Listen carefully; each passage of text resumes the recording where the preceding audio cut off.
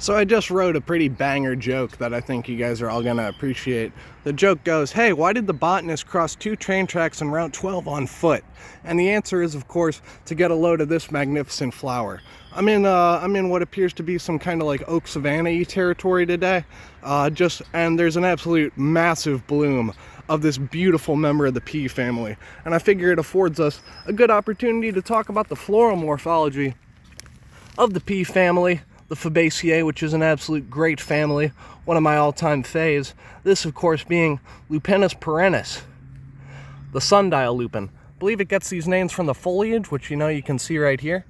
Kind of looks like a sundial. This is the host plant for the endangered Carner blue butterfly, which I've never seen in my life, but there's rumors that it might still be around, but I don't know how I feel about them, to be totally honest. It might have suffered the blade of fragmentation and extirpation, unfortunately, which is bleak. But get a load of these awesome pea-shaped, the Fabid flowers.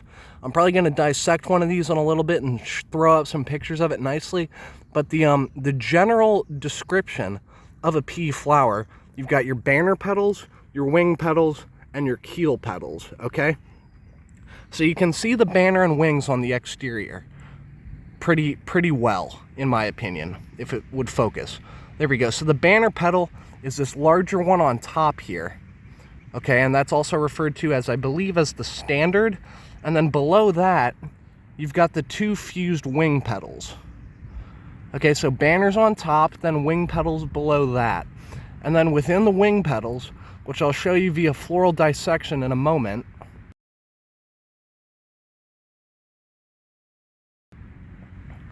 you get the keel petal. And the keel petal is what actually houses the reproductive structures of the plant. Maybe I'll throw up a picture of that as well.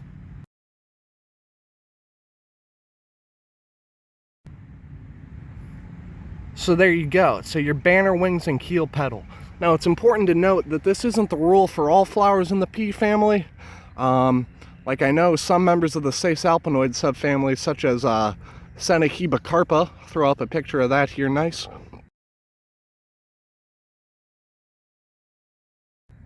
Oh, excuse me, I drank too much coffee again. But Senechibacarpa, it doesn't appear to have this same banner wings keel floral morphology. So not all peas have it, or every pea doesn't have it, but if you see the banner wings and keel floral morphology, you're definitely working with a pea, okay? So I'm gonna get those nice floral dissection shots, and then I'm gonna keep moseying along this railway because it was just lighting up with color, and my God, you just can't miss opportunities like this. In my opinion, it's worth the risk. So in the center frame there, what we've got is yet another pretty badass plant. This is a monocot, okay? This is Tridescantia ohiensis. Not quite in bloom yet, but it's an absolute stunner. It's also known as the snotweed because when you bust the leaves open, it secretes a pretty interesting mucilaginous texture to it. We've also got an abundance of this guy with the opposite leaves right here. Some species of Helianthus, I would guess Divaricatus. But another thing we've got going on, where was it? Oh, it's right in front of me. Check out all this rust fungus that's infecting a rubus. That's pretty cool. Rust fungi are, of course, I believe they're in the family Puccinia. And what we've got going on right next to it, this character with opposite leaves, we've got, I believe, Asclepias syriaca, the common milkweed. So some food and habitat for the monarchs. And a train's gonna honk at me in a second because, again, I'm in a bit of an awkward position.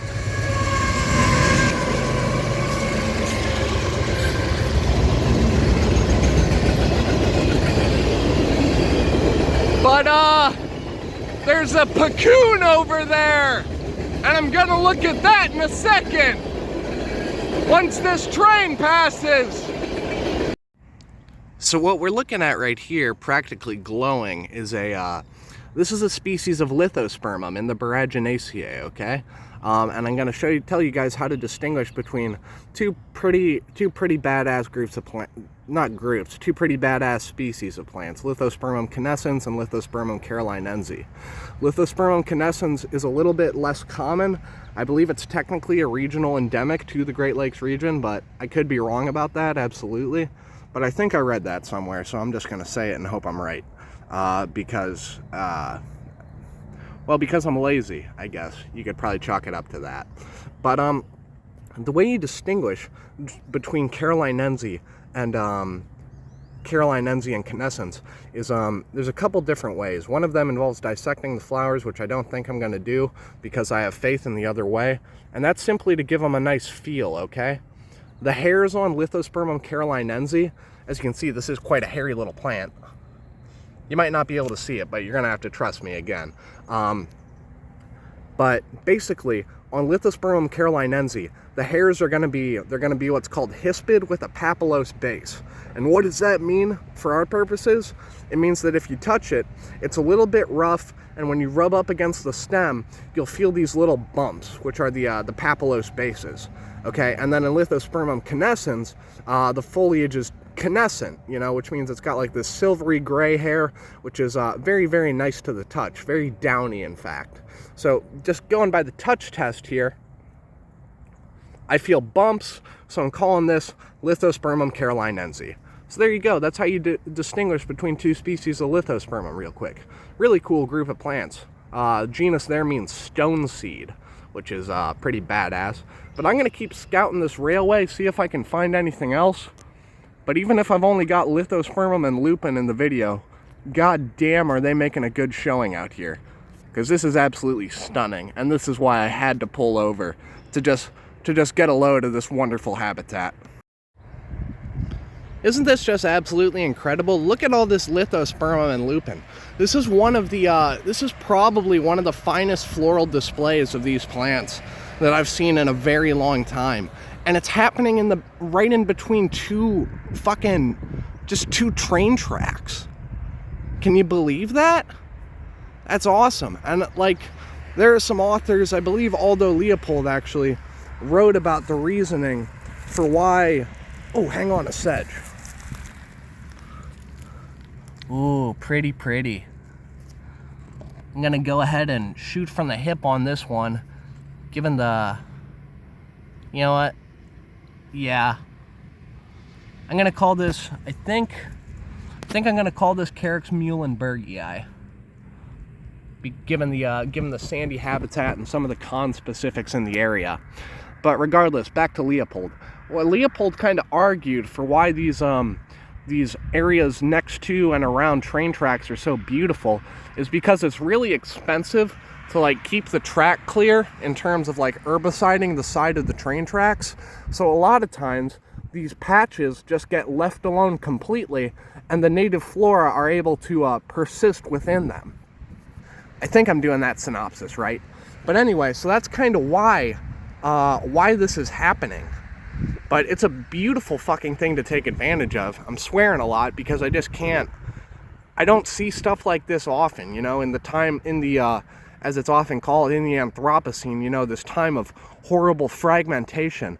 This is like acres upon acres of lupin and Lithospermum, which is just so absolutely beautiful. And I'm so happy I get to see it. There's invasive junk around here as well. Like that shrub over there is some species of invasive Lonicera. But all these weird looking dead things, let's talk about them real quick. This is, I believe, last year's Lespedeza capitata. And I'll look through and see if I can find a picture of the flowers. But these are the dead seed heads of it. Lespedeza capitata. Another member of the Fabaceae, actually. And a really cool thing the Fabaceae does, which I would hazard a guess, is a reason that it's able to persist so well in these sandy, nutrient-poor soils, is the fact that a lot of the Fabids, members of the pea family, they're nitrogen fixers, okay? So what that means is that they've got a symbiotic relationship with the bacteria, and I believe the genus there is Rhizobia, but the Rhizobia bacteria, they get housed in these little nodules on pea family roots. and they fix nitrogen out of the atmosphere, so the plant gets nitrogen, and the rhizobia bacteria get a nice place to stay and shelter. So it's a really cool symbiotic relationship that benefits the peas as well as the rhizobia bacteria, which is like, I guess, definitionally what makes a symbiotic relationship, but whatever. I'm gonna see what else I can find because I'm having a lot of fun out here.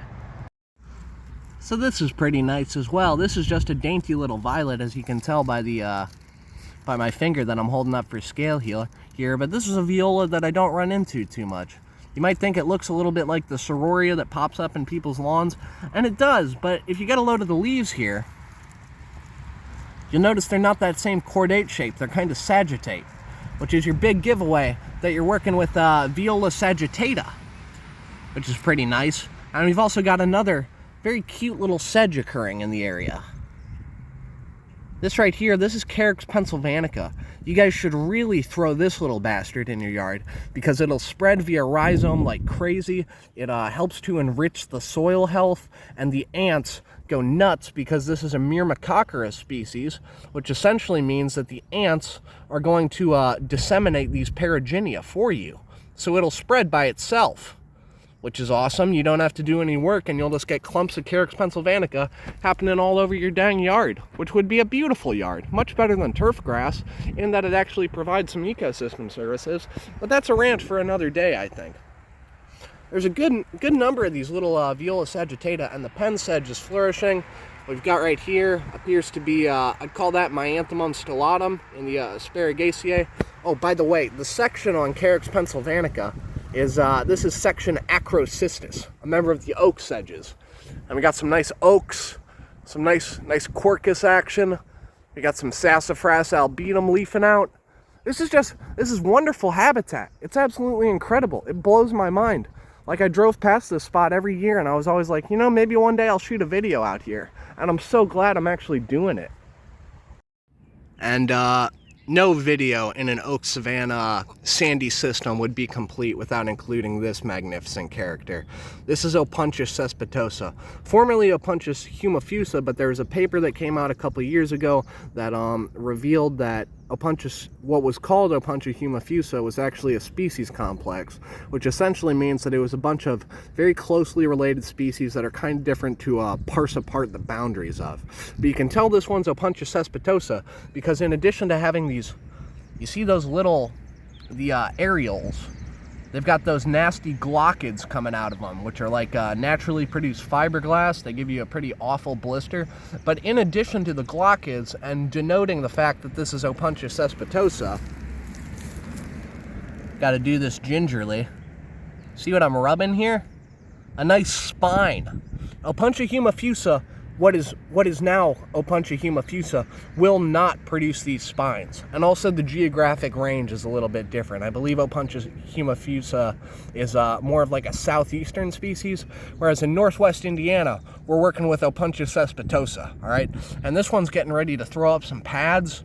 The flowers between the two species are a bit different as well. There'll be a pure yellow in humifusa, I believe, and the tepals will have a they'll have a nice orange base in cespitosa. A really great plant. And of course, more lupinus, more Lespedeza. Right behind me, more lithospermum. Oh, this is so good. Oh, I love this. And everyone on the road probably thinks I'm insane. But I think they're insane for not stopping. So who's right and who's wrong? Let me know in the comments.